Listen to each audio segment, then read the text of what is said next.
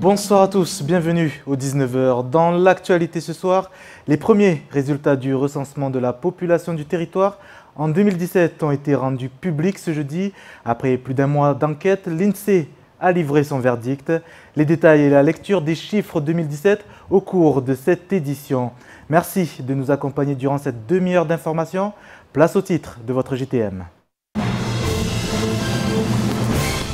L'INSEE a rendu public ce matin les premiers résultats tant attendus du recensement de la population de 2017. Après ceux très contestés de 2012, l'Institut statistique était attendu au tournant et le chiffre avancé suscite déjà des réactions.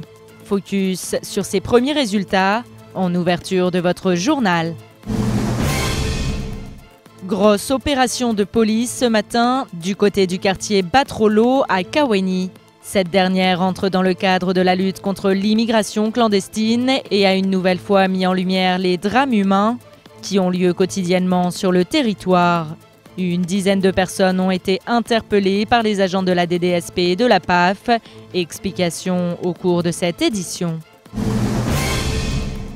Ce matin, la Société Matisse et la Direction départementale de la sécurité publique de Mayotte ont décidé de renforcer le partenariat déjà mis en place dans le cadre du plan sécurité du transport à Mayotte. Une coopération qui permettra d'assurer une meilleure sécurité des élèves dans les bus scolaires. Reportage. C'était un résultat très attendu dans le département. L'INSEE a enfin dévoilé les chiffres du recensement pour l'année 2017. Après un comptage très contesté en 2012, cette année, l'agence publique a déployé des moyens conséquents pour produire des nouvelles données. Alors, combien sommes-nous à présent officiellement sur le territoire? Sans plus tarder, la réponse de l'Institut dans ce reportage d'Adèle Laurent. Avec une densité de population de 690 habitants au kilomètre carré, d'après l'INSEE, nous serions sur l'île aux parfums. 256 500 habitants. C'est une croissance notable. On a 3,8% de croissance par an, ce qui constitue la croissance la plus importante de l'ensemble des départements français. La Guyane, qui est le département le plus dynamique après Mayotte, n'a une croissance que de 2,4% par an. Et il est à noter que la croissance de Mayotte est même supérieure aux pays voisins des Comores ou de Madagascar, qui ont une croissance qui tourne autour de 2 ou 3%. Les communes les plus peuplées seraient Mamoudzou, Dzaoudzi et Koungou, qui concentreraient à elles seules la moitié des habitants de l'île. Le record de croissance serait à attribuer à Mramadoudou et Dzoumogné, tandis qu'à Msamboro et Bouéni, la population aurait diminué. De manière générale, les habitants de l'île auraient tendance à se reconcentrer vers le nord-est de Mayotte. Et pour arriver à mettre en place ce recensement propre à l'île, ce sont 1,3 million d'euros qui ont été investis. Il y a une différence en termes de structure du bâti, du territoire. On sait que dans beaucoup d'endroits, on n'a pas de système d'adressage. Et puis, il y a toutes les zones de banga qu'il faut couvrir le plus complètement possible.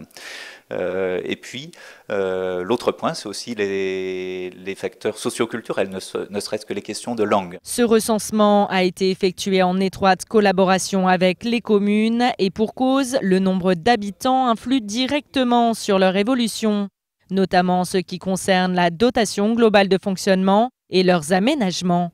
C'est pourquoi ce matin, 2 membres de l'intercommunalité du centre ont tenu à être présents. L'un d'eux nous donne ses premières impressions. Les chiffres de recensement, il y a un débat autour de ça au niveau des chiffres officiels. Il y a des interrogations parce que ce qu'on voit peut-être tous les jours, ce n'est pas ce qu'on croit d'une manière officielle. Donc moi, je n'ai pas un jugement vraiment négatif par rapport au travail de l'INSEE. L'INSEE, c'est un partenaire. En effet, en 2012, le chiffre de 212 645 habitants avancé par l'INSEE avait fait beaucoup parler de lui. Et les premiers résultats du recensement 2017 devraient eux aussi être fortement contestés. Augmentation de l'importation des denrées alimentaires, augmentation du volume des ordures, ressources en eau insuffisantes, services de soins saturés, nombre de naissances, tels sont les arguments avancés par les détracteurs de ce chiffre. Et l'INSEE compte bien défendre ses premiers résultats même si la prochaine étape est l'exploitation plus en détail de toutes ces données. Alors là, on est dans la première phase de constat, c'est les premiers résultats, et on aura besoin des résultats détaillés pour avoir une explicitation du message, une meilleure compréhension de la composition du territoire de Mayotte. Alors, il faut juste se rappeler, on avait ces éléments aussi de contestation en 2012, qu'on pense beaucoup aux flux entrants à Mayotte, et on oublie parfois les flux sortants. Et entre 2007 et 2012, on verra ce qu'il en est pour la dernière période, on avait noté que 18 000 natifs de Mayotte avaient quitté le territoire pour résider en métropole ou à La Réunion. Nous, on essaye d'être au maximum pédagogue, d'être transparent sur nos méthodes pour essayer de convaincre. Il est évident que quand il y a des chiffres de 400, 500 000 qui circulent, on est assez loin du message que l'on évoque, mais on fait tout cet effort de transparence, de collaboration avec chacun pour pouvoir partager ce chiffre au plus près, et puis après on aura tout un travail encore de pédagogie vis-à-vis de l'ensemble des publics pour essayer de démontrer la véracité de ces résultats à partir d'éléments factuels. Mayotte, l'île aux 256 000 habitants. Ce qui est sûr, c'est que pour l'INSEE, le plus dur reste à faire, convaincre de la fiabilité de ce résultat. Bonsoir Pierre Bellucci. Bonsoir Sony, bonsoir à tous. Alors on le répète, l'INSEE est une institut très sérieuse qui mène des études très sérieuses. On a des chiffres officiels, cependant, qui ne font clairement pas l'unanimité. Oui, on s'y attendait. De toute façon, bien avant, on en a parlé en amont. On savait que ce chiffre serait contesté. On ne savait pas exactement de combien il serait, mais il avait dit, Jamel Mekawi, on ne sera pas sur du 350 000, il n'y a pas eu une augmentation de 250 000 par rapport à 2012 et aux chiffres officiels de l'INSEE. Donc demain matin, il sera sur notre plateau et je lui laisserai l'honneur d'expliquer ces chiffres. Maintenant, il y a quand même des choses à ressortir et à faire remarquer. C'est quand même que la croissance démographique est très impressionnante. Elle va au-delà de tous les autres départements des DOM, également de la métropole, de Madagascar, des Comores. Donc c'est quand même très impressionnant ce chiffre, quoi qu'il arrive. En 60 ans, il a été multiplié la population a été multipliée par 11, ce qui est considérable. Donc je crois qu'il faut aussi s'attarder là-dessus, quoi qu'il arrive, et dire que il y a un vrai besoin aussi, notamment en ce qui concerne les dotations. On sait que sur la loi de finances rectificative, il y a eu de grandes avancées. Il va y avoir aussi ces dotations globales de fonctionnement. Ça va être un moment important parce qu'ils sont calqués sur ces chiffres de l'INSEE. Donc on va suivre ça de très très près. Maintenant, sur ces chiffres, il y a encore d'autres études qui vont découler de ces premiers résultats, notamment en ce qui concerne les chiffres de l'augmentation de la population dans les communes les plus élevées. Je pense à Mamoudzou, je pense à Koungou, parce que selon l'INSEE, il y a sûrement des liens à faire entre les décasages, on se souvient de l'épisode des décasages, et justement notamment au sud de l'île. Tout à fait, que ça soit à Bouéni ou encore à Mtsamboro, avec ces chiffres-là, et avec aujourd'hui les chiffres dans la commune notamment de Mamoudzou. Donc voilà, donc il y a encore des choses intéressantes sur lesquelles on va se pencher, et l'INSEE va se pencher dans les prochaines semaines. Maintenant voilà, sur le chiffre, bien entendu, il est extrêmement contesté. Les calculs d'apothicaires sont lancés, on l'a vu notamment sur les réseaux sociaux, donc chacun y va de sa remarque et fait avec ses chiffres, notamment des personnalités. On pense à Michel Taillefer, l'ancien président du MEDEF, qui a été très très sévère avec ses chiffres. Voilà, on laissera les uns et les autres commenter, et puis on laissera surtout Jamel Mekawi expliquer. Autre chiffre qui ne risque pas de nous faire plaisir, c'est le coût de l'enquête, plus de 1 million d'euros tout de même. Oui, alors ça aussi, ça a été expliqué, c'est un coût très important parce qu'on ne s'est pas contenté de recenser, on a aussi cartographié, on a aussi mené un travail d'adressage et forcément ça coûte cher. Tout ça coûte très très cher. Je crois que l'INSEE a fait un gros travail, a fait aussi d'une pierre deux coups pour essayer d'être à niveau sur des domaines où on devrait l'être depuis déjà très très longtemps. Voilà, donc c'est aussi un gros travail qui a été mené. Forcément, ça a coûté très cher. Le chiffre là aussi va faire beaucoup parler. 1,3 million d'euros, c'est vrai que c'est énormément d'argent. Mais je pense que en ce qui concerne cet argent, on va surtout essayer de se focaliser sur les dotations globales de fonctionnement et sur aussi ce que vont apporter en positif tous ces nouveaux chiffres parce que forcément il y aura de l'argent en plus qui vont rentrer parce que pour les communes on assume beaucoup plus de personnes sur le territoire et dans les communes respectives. Merci Pierre pour ces précisions. En attendant, on suivra bien évidemment Jamel Mekawi qui sera l'invité de la matinale demain matin. À Kaouini, à présent, nouvelle opération menée par les forces de police. Une action réalisée dans la matinée au quartier Batrolo. Dans le cadre de la lutte contre l'immigration clandestine, une dizaine de personnes ont été interpellées. Sur place, Bastien Sabouret. Dans les bangas, quelques délinquants et beaucoup d'enfants. Ce matin, un dispositif important est mis en place du côté de la descente Sogea. C'est une opération de lutte contre l'immigration clandestine qui se prépare. La police est postée en étau afin d'interpeller les éventuels fuyards. Cette opération est faite pour rechercher des gens en situation irrégulière sur le territoire qui n'ont pas vocation à rester. Et donc nous interpellons les personnes qui seront démunies de papiers pour ensuite les reconduire à la frontière. À l'intérieur de cette zone réputée de non-droit, c'est la débandade. Si certains encouragent la police à sécuriser leur quartier. Oui, je suis content que la police soit là parce qu'ils nous aident à sortir les voyous qui sont dans les quartiers. Pour d'autres, un monde s'écroule. Moi j'ai peur parce qu'il y a ma mère ici avec ma grande sœur et mes frères. Moi j'ai peur pour lui. Et mes voisines aussi. Ils prennent notre parents, après nous on soit seuls. Mais moi je ne veux pas que ma maman, ma mère qui soit prendre avec la police. Moi je veux être avec ma maman. Mais je veux les polices qu'ils cherchent les bandits, mais je ne veux pas qu'ils cherchent le maman parce que ma maman il m'aide. Pour ces enfants, c'est la perte d'un parent. Un père, une mère, un frère ou une sœur a été rapatrié aux Comores voisines. Parfois, c'est complètement orphelins et livrés à eux-mêmes que doivent survivre ces victimes des drames de l'immigration.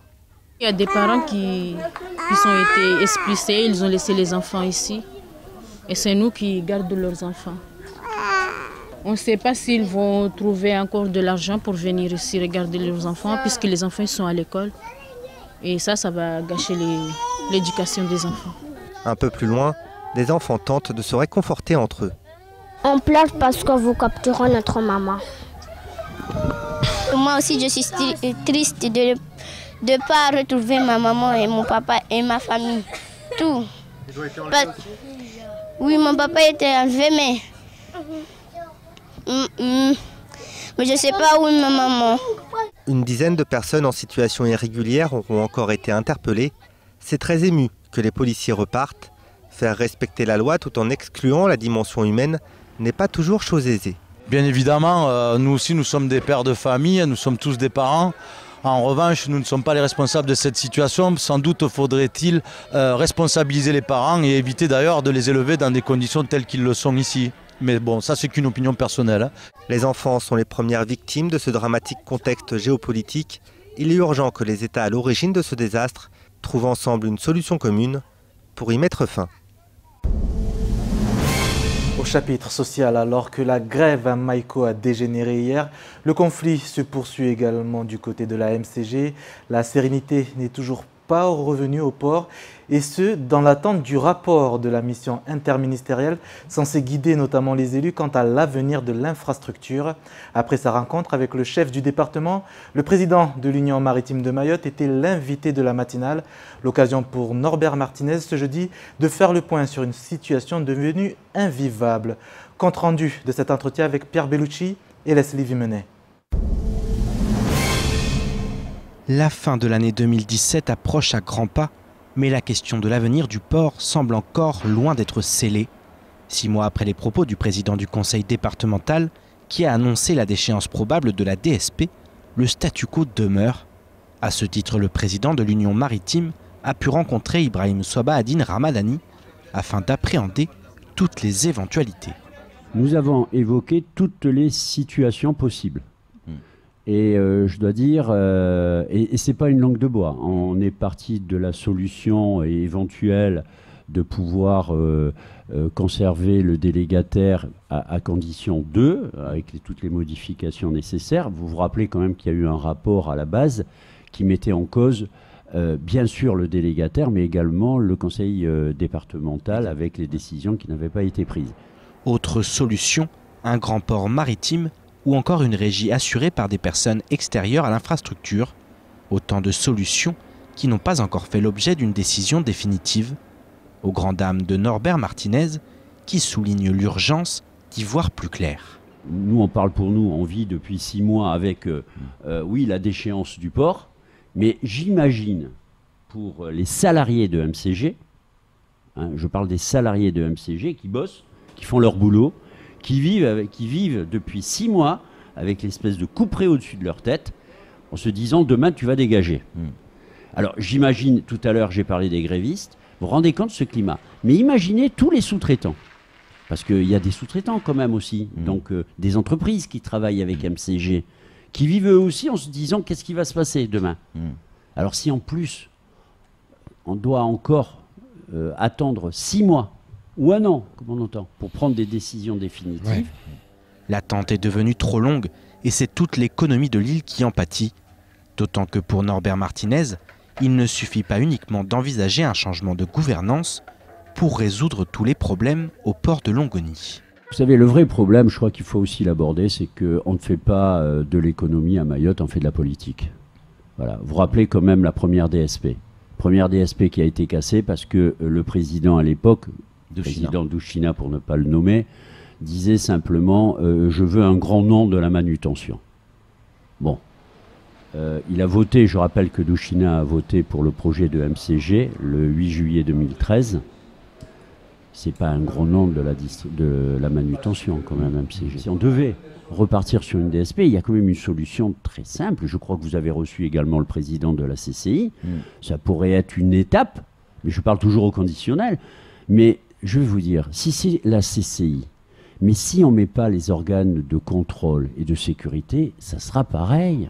Plus de 4 ans après la nouvelle DSP, le constat est aujourd'hui sans appel. La question du port est en effet tristement devenue celle d'un chat qui se mord la queue. Au chapitre diplomatique, ce jeudi, la délégation française s'est envolée pour les Comores, où la commission mixte a débuté à Moroni. Une délégation en présence notamment des élus mahorais. Hier, le sénateur Thani Mohamed Soly s'est entretenu avec la ministre des Outre-mer Annick Girardin. Une rencontre qui, d'après le vice-président du Sénat, entrait dans le cadre du travail d'un parlementaire, dont la mission est également d'alerter sans cesse le gouvernement sur les difficultés rencontrées par son territoire, même si les solutions ne sont pas exclusivement dans les mains de ses représentants. On écoute. L'échange est permanent. Comme elle a coutume de dire, ses portes sont toujours ouvertes et effectivement, nous avons pu échanger en toute confiance, en faisant des affirmations, en posant des questions. Donc, suis-je confiant? Oui, je suis confiant par rapport à la teneur de nos discussions. Maintenant, ça serait une erreur de penser que les solutions pour Mayotte sont entre les mains d'une seule personne. C'est tous ensemble que nous allons parvenir à sortir notre île des difficultés. Propos recueillis au micro de notre correspondant à Paris, Maurice Cessé. 19h19 sur Cozy TV, merci d'être avec nous. À présent, état des lieux du reste de l'actualité de ce jeudi, dans les brèves de Pierre Bellucci et Leslie Vimenet. Après Tati en attendant Burger King, une 3e enseigne .S est sur le point de voir le jour à Mayotte. Début 2016, Christophe Rollet, directeur général du groupe, avait dévoilé ses perspectives et annoncé d'excellents résultats, ainsi que de nouvelles implantations à Mayotte. Le groupe Tetrama possède la franchise sur le territoire et a déjà ouvert un centre .S à l'Abattoir en Petite Terre, en plus de faire passer son centre existant Zoom aux couleurs de l'enseigne. Au premier semestre 2018, le centre de l'entreprise à Kaweni devrait à son tour arborer les couleurs de .S. Malik Khalfan, le gérant des centres .S à Mayotte, affirme qu'il a été convaincu non seulement par la notoriété de .S, mais également par les valeurs communes qu'il partage avec l'enseigne. Nouvelle preuve s'il en est, que Mayotte attire des entreprises de renommée internationale, malgré le contexte économique actuel. Depuis l'ouverture du nouvel aérogare en mai 2014, les voyageurs de première classe peuvent accéder au salon Lounge, situé dans la salle d'embarquement. Comme dans la plupart des aéroports internationaux, Mayotte possède ainsi une zone dite VIP où il est possible de se restaurer et de se reposer avant le décollage. Il s'agit d'un service offert par les compagnies aériennes qui paient la prestation. La société d'exploitation de l'aéroport de Mayotte passe quant à elle par une entreprise extérieure pour gérer le salon. Néanmoins, depuis quelques semaines, plusieurs témoignages nous parviennent et font état d'un service qui se dégrade sérieusement. Chips périmés, sandwichs pas frais, salons pas propres, les critiques pleuvent, comme en témoignent ces quelques clichés pris par des mécontents. Nul doute que dans ces conditions, les compagnies aériennes risquent également de grincer des dents. Aérien toujours, suite à l'immobilisation technique de l'un de ses appareils à Paris-Charles de Gaulle, Air Austral a dû procéder pour les journées des 11, 12 et 13 décembre à des modifications de son programme des vols. Cela avait donné lieu à beaucoup de mécontentement parmi les voyageurs et une pétition a même vu le jour pour demander à la compagnie de rendre des comptes. Cette dernière a expliqué hier que l'une des pièces nécessaires au dégivrage de l'appareil a dû être remplacée et ce dans des délais plus longs que prévu. L'acheminement de la pièce en provenance d'Amsterdam a été retardé à cause des intempéries et de la vague grand froid observée sur l'Europe ces dernières semaines.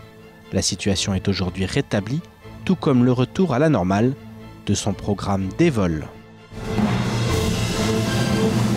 En économie ou microéconomie plutôt, l'ADI, Association de microcrédit, et l'Agence française de développement ont décidé de renforcer leur partenariat au bénéfice des micro-entrepreneurs avec comme ambition pour l'année 2018 de lancer un nouveau dispositif, l'ADI Micro Business. Et pour en parler de ce projet en plateau avec nous, les représentants des deux institutions, place aux invités de la rédaction. Bonsoir messieurs. Bonsoir.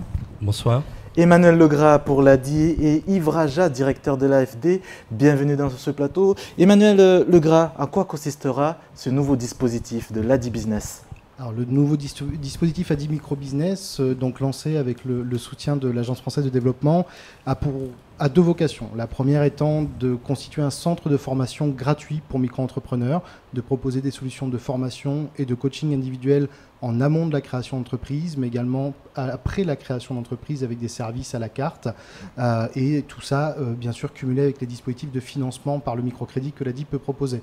Le deuxième volet du dispositif ADI Micro Business, qui est très important pour nous, est d'avoir et de travailler en fait aujourd'hui à intervenir dans les collèges et lycées pour sensibiliser les élèves à l'entrepreneuriat et donc préparer les entrepreneurs mahorais de demain, ce qui me semble aujourd'hui, compte tenu de la situation économique que connaît Mayotte, plus que nécessaire. Donc vous voulez investir aujourd'hui sur les jeunes qui sont l'avenir de demain, comme on dit ? Tout à fait. Aujourd'hui, les moins de 25 ans, enfin même les moins de 30 ans, ne représentent que 14% des créateurs d'entreprises sur le territoire, toutes entreprises confondues. Ils ne sont que 10% parmi la clientèle de l'ADI. Donc il nous semble important de consacrer une énergie et de nouveaux sujets, de nouveaux programmes à la jeunesse. Et donc c'est dans ce cadre-là qu'on souhaite travailler notamment en lien avec le vice-rectorat pour intervenir dans l'établissement scolaire. Yves Raja, pour l'AFD, c'était important d'accompagner ce projet ? Effectivement, c'était important et lorsqu'Emmanuel est passé nous voir, évidemment, on ne pouvait pas regarder passer le train et sur un sujet qui est au cœur de notre stratégie d'intervention, au cœur de notre mandat, qui est celui du développement économique, de la cohésion sociale, de la lutte contre les vulnérabilités, de la jeunesse qui constitue aujourd'hui un sujet majeur et qu'il faut accompagner aujourd'hui pour faire en sorte qu'elle dispose d'un avenir. On a vu vos informations, on a vu beaucoup de difficultés, donc l'idée c'est effectivement de construire, d'essayer de les appuyer à construire un avenir meilleur. En quoi vous croyez justement à ce système justement de microcrédit, comme on appelle aujourd'hui, de micro-entrepreneuriat ? Alors pour plusieurs raisons, d'une part parce qu'il est à proximité des gens, il apporte des solutions concrètes, c'est pas du rêve, hein, c'est aujourd'hui du coaching au quotidien, apprendre à des personnes à renforcer leurs compétences administratives, financières, à gérer du projet. C'est aussi dire à des jeunes que finalement leur avenir c'est pas seulement l'administration, c'est pas seulement un emploi salarié, c'est la capacité de créer un projet, de créer son propre métier et qui lui soit utile ici ou ailleurs, en métropole, dans d'autres outre-mer. Et ça, pour nous, c'était effectivement important. Ce que je voudrais souligner, c'est que donc nous sommes une banque de développement. Ça veut dire que dans beaucoup de cas de figure, on accompagne des partenaires sous forme de prêts. Là, en l'occurrence, on y croit beaucoup et c'est avec notre propre argent. C'est nos fonds propres. 100 000 euros. Voilà, c'est 100 000 euros. C'est pas de la subvention de l'État, c'est le résultat de notre travail au quotidien. On croit en ce projet, on veut l'accompagner, on veut faire en sorte que l'ADI puisse aller voir d'autres partenaires, dire voilà, j'ai déjà je suis déjà à côté d'un autre partenaire qui est l'Agence française de développement et c'est déjà un crédit additionnel apporté puisque c'est quand même une part importante du financement dont l'ADI a besoin pour la mise en œuvre de ce projet-là. Alors Emmanuel Legras l'a dit, c'est 900 entreprises créées chaque année. On peut dire clairement que le micro-entrepreneuriat, c'est un système adapté au contexte de l'île aux lagons ? Tout à fait. En fait, c'est même clairement le système économique, le tissu économique local est composé à plus de 95% d'entreprises individuelles. En fait, l'ADI finance et accompagne un peu plus d'1 millier d'entrepreneurs chaque année. Et il se crée sur le territoire entre 800 et 900 nouvelles entreprises par an. Cette année, par exemple, en 2017, sauf à ce que ces dernières semaines, il y a eu des enregistrements, mais il n'a été créé aucune société à Mayotte, uniquement des entreprises individuelles.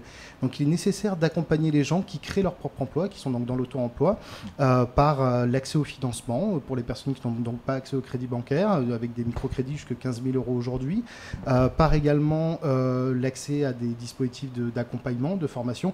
Et donc c'est dans cet objectif-là que l'ADI souhaite renforcer encore plus sa présence sur le territoire, avec donc en 2018 l'ouverture de ce prochain centre de formation pour micro-entrepreneurs ADI Microbusiness. Quels sont les secteurs à développer justement aujourd'hui à Mayotte dont on a besoin ?